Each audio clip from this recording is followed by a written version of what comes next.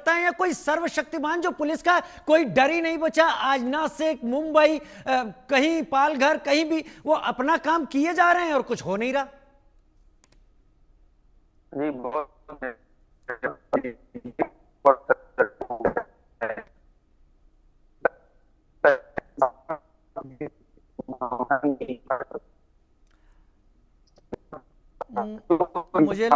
मुझे लगता है जवाद भाई, तकनीकी थोड़ी सी समस्या है, आपकी आवाज एकदम खराब आ रही है।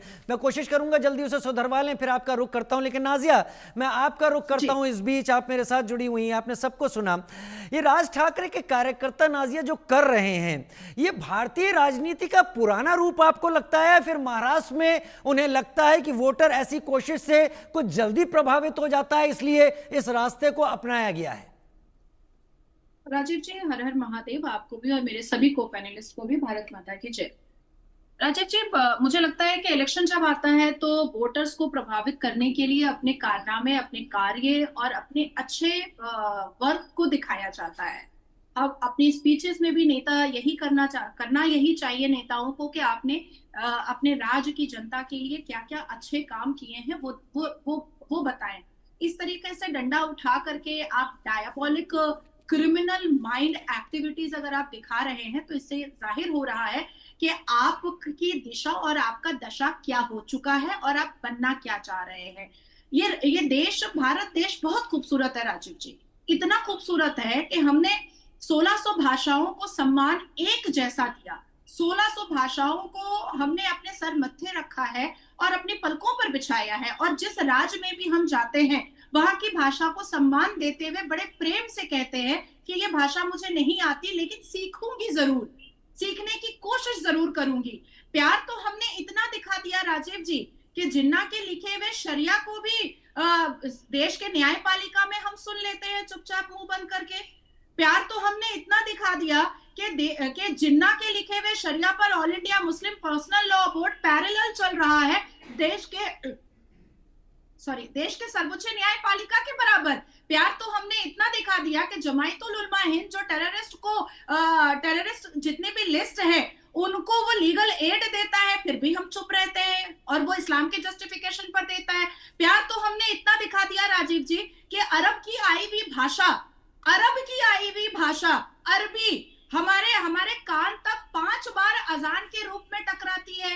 ईद मिलादुन नबी होता है तो हम मिलाद भी सुन लेते हैं, या नबी सलाम अलैका, या रसूल सलाम अलैका।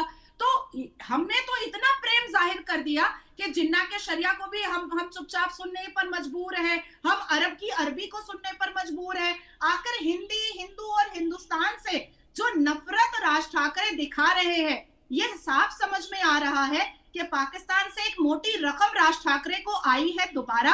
अब चाहे वो हाफिज सईद ने भेजा है, चाहे वो जैश मोहम्मद नाजिया को ज्यादा नहीं हो गया ये? नहीं, ज्यादा नहीं है। ये सबको पता है राजीव जी, ज्यादा नहीं है, ये सबको पता है।